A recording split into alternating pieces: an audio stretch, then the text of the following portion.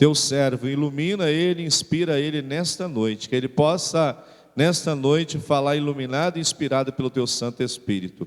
Pai, abençoa aqui, Pai, nesta noite, todos os teus servos, também os nossos visitantes, aqueles irmãos também que não puderam vir, que estão viajando, outros não puderam vir por causa da chuva, esteja abençoando ele em seus lares, aonde eles estiverem, ó Pai.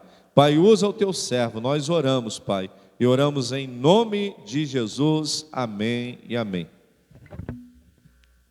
Boa noite, irmãos, a paz do Senhor.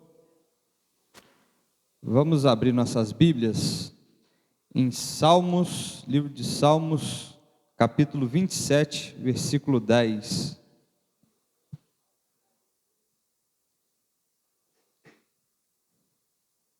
Salmos 27, versículo 10.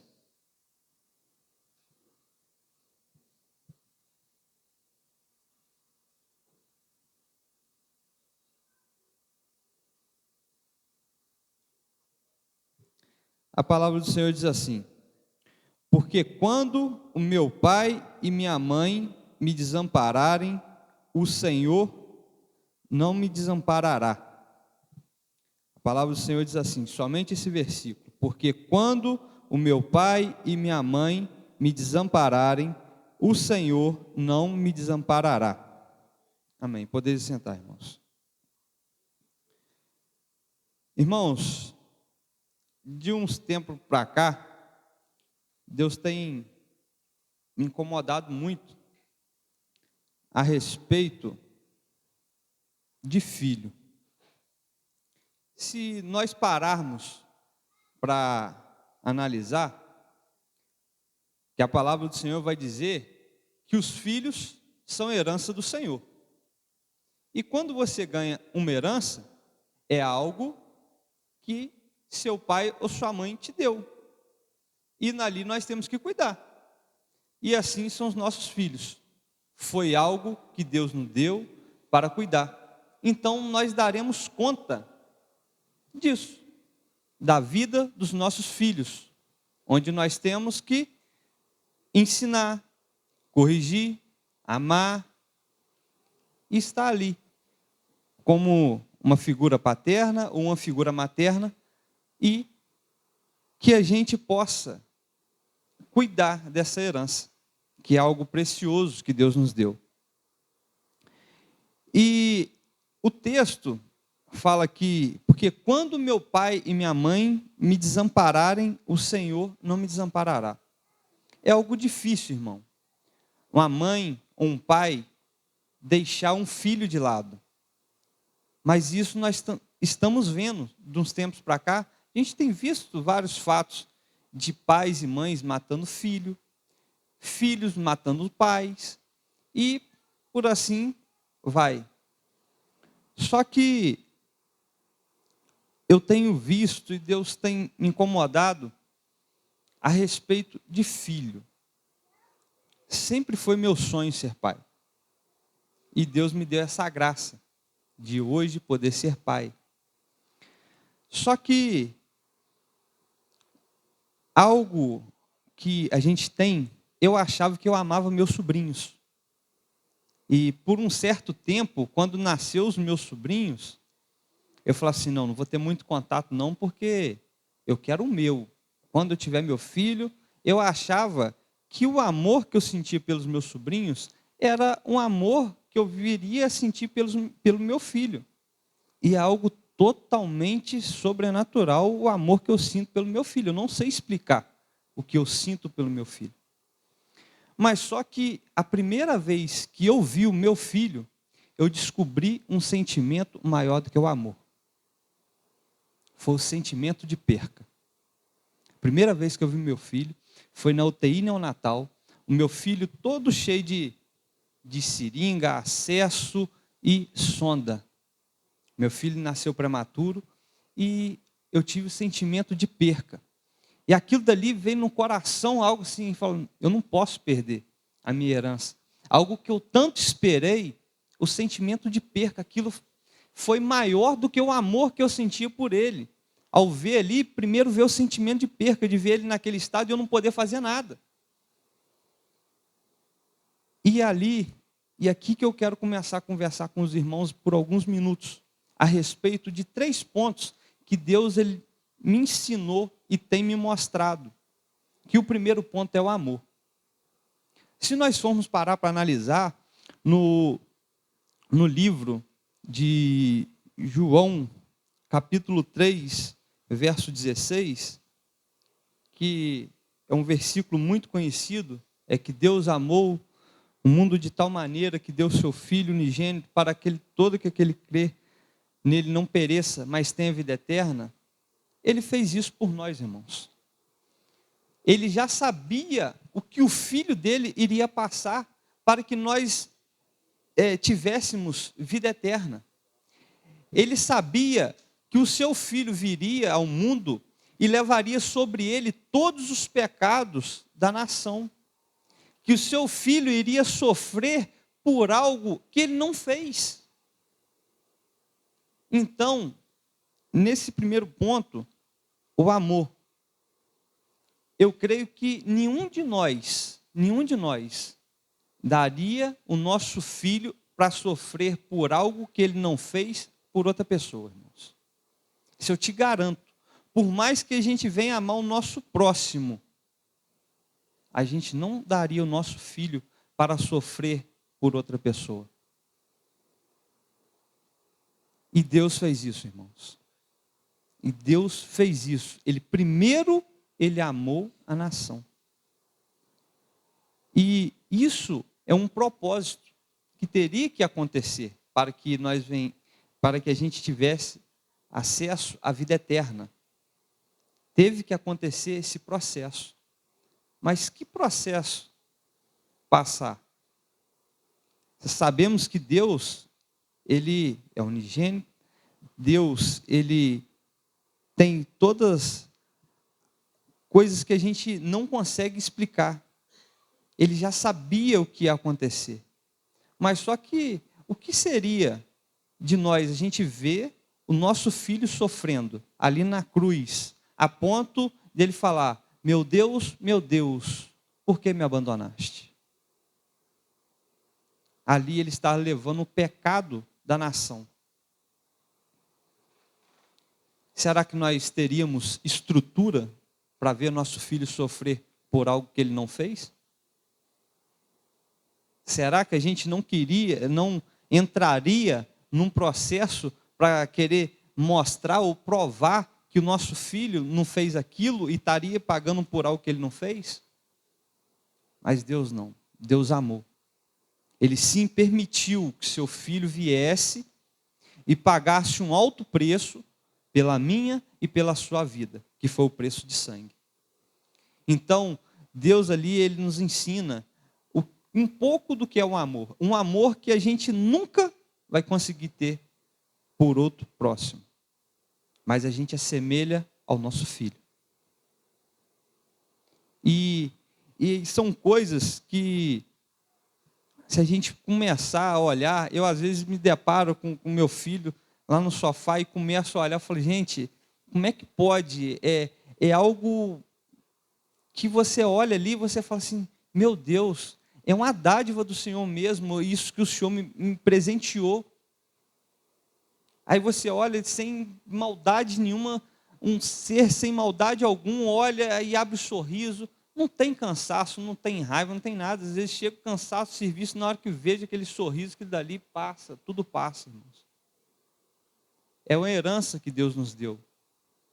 Mas Deus também nos ensina que nós temos que ensinar nossos filhos. No livro de Provérbios, capítulo 22, verso 6, diz assim: ensina o menino o caminho que deve andar, para que quando mais velho não se desviar. É algo que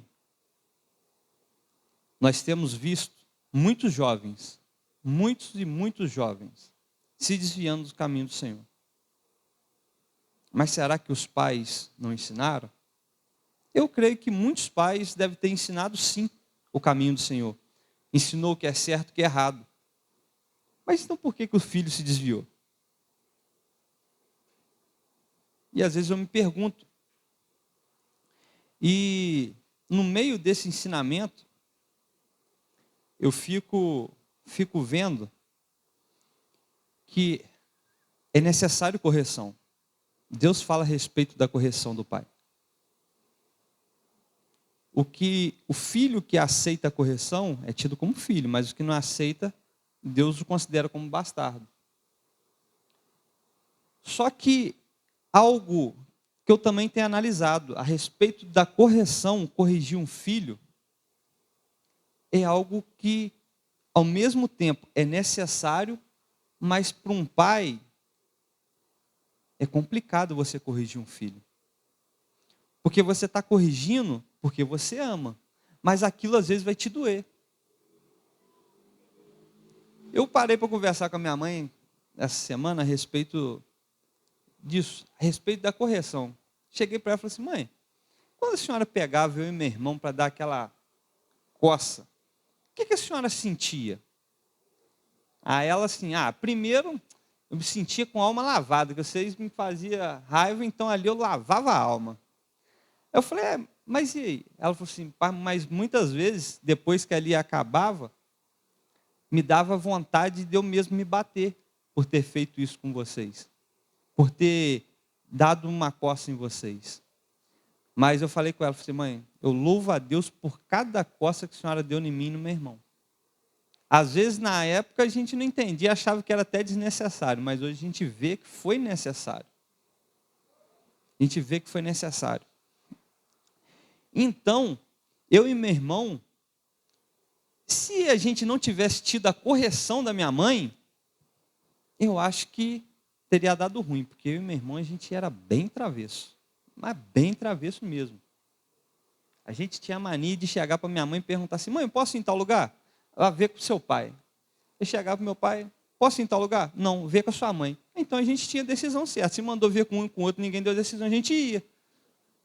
Mas toda vez acontecia alguma coisa de ruim que a gente voltava para casa, ou apanhava, ou vinha machucado, sempre acontecia algo ruim. Mas a gente vê que, mesmo sendo complicado corrigir um filho, isso lá na frente você vai ver que é valioso. Porque esse versículo que fala: ensina o caminho em que ele deve andar, para quando mais velho ele não se desviar, vai acontecer de alguns se desviarem. Mas ele pode até se desviar, mas se ele teve um bom ensinamento, ele vai saber o caminho para ele voltar para o rumo. É como se alguém ensinasse a gente um caminho de um determinado lugar, para a gente ir passear. Foi ensinado, mas se você se perder, você vai parar e pedir alguma informação. Falar: fulano, eu quero chegar em tal lugar. Então você vai saber o caminho para poder voltar, para você retornar para o rumo. E esse rumo que nós temos é o caminho do Senhor nas nossas vidas. E é isso que nós temos que passar para os nossos filhos. Por muitas das vezes, por mais que seja complicado corrigir, e eu olho para o meu pequeno e falo: se depender do papai vai corrigir, porque a minha mãe me corrigiu, então eu vou corrigir também, se necessário for. Então é algo que minha mãe falou, que muitas das vezes ela até se trancou no quarto para poder chorar. E a gente chorando de um lado e ela chorando de outro. Só que foi necessário. E hoje a gente vê que foi o melhor que foi para nós. Um terceiro ponto, irmãos, eu quero ler com vocês Lucas 15, uma parábola.